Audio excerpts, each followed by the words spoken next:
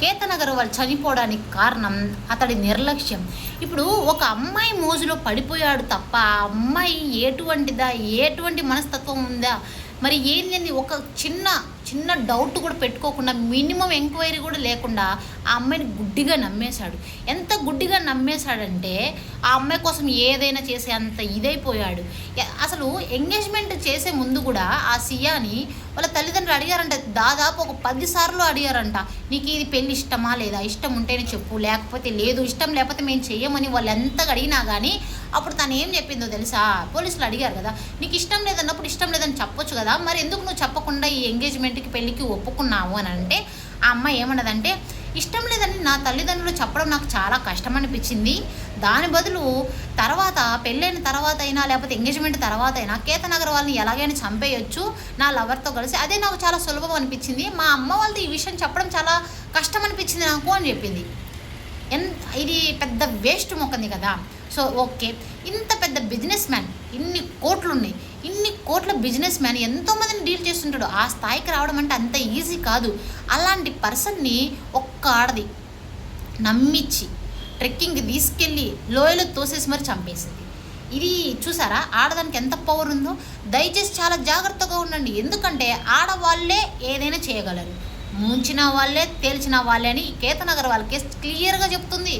ఇంకొక విషయం ఏంటంటే, అసలు నీకు కేతన్ అగర్వాల్ ఎందుకు నచ్చలేదు? పోలీసులు అడిగిన క్వశ్చన్ సియాని, అసలు నీకు కేతన్ అగర్వాల్ ఎందుకు నచ్చలేదు? బాగున్నాడు, అందంగా ఉన్నాడు, పెద్ద బిజినెస్ మ్యాన్, కోట్ల ఆస్తుంది, ఇంకేం కావాలి, నిన్ను ఎంతగానో ప్రేమిస్తున్నాడు కదా, ఇంకెందుకు నువ్వు అతను అంటే ఇష్టం లేదు, నీకు ఎందుకు ఇష్టం లేకుండా పోయింది? అతని పైన ఇంత చేశాడు, నీకోసం ఎన్నో కోట్లు పెట్టాడు, నీ బర్త్డేని కూడా ఎంతో ప్లాన్ చేశాడు, ఇక్కడ ట్రెక్కింగ్ నువ్వు అడగగానే ట్రెక్కింగ్కి తీసుకొచ్చాడు, ఇంత ప్రేమ చూపిస్తున్నాడు కదా, నీకు ఎందుకు నచ్చలేదు, ఎందుకు చంపేశావు అతను అని అడిగితే అది చెప్పిన కారణాలు ఏం తెలుసా? నాకు కేతన్ అగర్వాల్ నచ్చలేదు, ఎందుకంటే నా ప్రియుడు కంటే అతను ఏమాత్రం అందంగా లేడు. ఎందుకు అందంగా లేడు అని అంటే అతను పెట్టుకున్నాడు కదా హెయిర్, అది విగ్ అంట, అతనికి హెయిర్ లేదు, బట్టతల ఉంది, విగ్గు వాడతాడు. అలాగే అతని మాటలు కూడా అంతగా మంచిగా ఉండవు, ఎందుకంటే అంత స్పష్టంగా మాట్లాడలేడు, నత్తి ఉంది అతనికి. సో అతనికి నత్తి ఉండడం ఒక కారణం అయితే విగ్ బట్టతల ఉండడం ఇంకొక కారణం. ఎన్ని కోట్లున్నా నాకెందుకు, నాకు కావాల్సింది అందం, మంచి మనసు, ప్రేమ కాదు, అందం కావాలి ఈ రోజుల్లో అమ్మాయిలకి. ఆ అందంతో అతని ప్రియుడు నచ్చిండు కానీ చేసుకోబోయేవాడు నచ్చలా.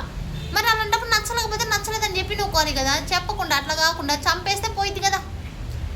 అసలు అర్థం కాదు ఏంటంటే ఈ మధ్య చేసే మిస్టేక్స్. ఇప్పుడు ఒక అమ్మాయి నువ్వు ప్రేమించి వేరే వాడిని మన ఇద్దరం కలిసి చంపేద్దామంటే యువతలోడు గొర్రెలాగా ఎట్ట నమ్ముతున్నాడు, వాడినే చంపిది నేను చంపుతాను ఒక గ్యారంటీ ఉందా? సరే, ఇది ఈ అమ్మాయిలు కూడా వాడిని చంపేసిన తర్వాత నా ప్రియుడితో హాయిగా ఉండని ఎలా హాయిగా ఉంటారు? ఇప్పుడు జైలుకి వెళ్ళి మొత్తం బ్యాడ్ నేమ్ వచ్చేసి మొత్తం జీవితమే నాశనం అయిపోతుంది, ఎక్కడ ప్రశాంతత ఉంటుంది?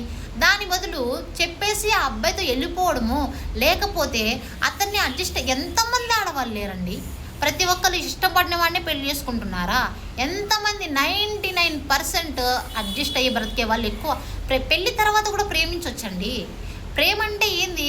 ప్రేమకు పెళ్ళి అవసరం లేదేమో, కానీ పెళ్ళికి ప్రేమ అవసరం. ఎందుకంటే పెళ్లి తర్వాత ప్రేమ ఆటోమేటిక్గా పుట్టిద్ది. అదే పెళ్ళికున్న గొప్ప బంధం, అదే పెద్ద మ్యాజిక్ అది. అలాంటిది ఎందుకు మీరు మిస్ అవుతున్నారు? భర్తని చంపేసి, లేకపోతే కాబోయే భర్తని చంపేసి ప్రియుడితో వాడు అసలు కరెక్ట్ అంటారా? నీ కోసం, నీ పిల్లల కోసం నీ మూడు అంత కష్టపడి, రాత్రింబగళ్ళు కష్టపడి, నా పిల్లలు నా పిల్లం బాగుండాలని నిన్ను ఆలోచించి నీ సంతోషాలు నువ్వు ఏది అడిగితే చేసేవాడు కరెక్ట్ అంటారా? లేకపోతే నీ మొగుడిని వదిలేసిరా అని చెప్పి పిలిచే వాడు కరెక్ట్ అంటారు? వాడు జీవితాంతం నీతో కలిసి ఉంటాడని గ్యారంటీ ఏంది? నీకంటే అందమైంది వస్తే దాంతో వెళ్ళిపోడా వాడు? ఎందుకు ఆలోచించలేకపోతున్నారు అమ్మాయిలు? మీరు కొంచెం మైండ్ పెట్టండి. ఒక నిండు ప్రాణాన్ని తీయాల్సిన హక్కు మీకు లేదు.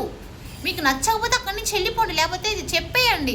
వాళ్ళ అమ్మకి చెప్పడం కంటే కూడా అతన్ని చంపేయడం చాలా సింపుల్ అనిపించిందంట. అప్పుడే అర్థమవుతుంది ఇది ఎంత రాక్షసిదో. ఇలాంటి రాక్షసుల్ని జైల్లో పెట్టారు. ఇంకా ఏముంది, కొన్ని రోజులుంటే మళ్ళీ బెయిల్ తీసుకొని బయటకు వచ్చేస్తుంది. ఎక్కడ నిండు ప్రాణం పోయింది. అతను ఎన్ని కోట్లు ఉన్నాయి, ఎంత మంచివాడు.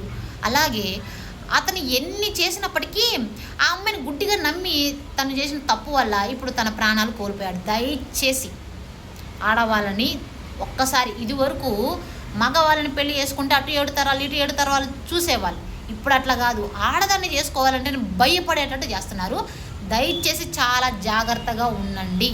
ఒకసారి పెళ్లి చేసుకునేటప్పుడు ఇంకొకటి, కొంతమంది అబ్బాయిలు పెళ్ళైన వాళ్ళని తగులుకోవడం ఏందిరా, సిగ్గు లేదా మీకు, అదంటే సిగ్గులేందిరి, మీకంటే సిగ్గు లేకుండా పోయిందిరా, మీ అక్క మీ చెల్లెల్లో ఇట్లా చేస్తే మీరు ఊరుకుంటారా?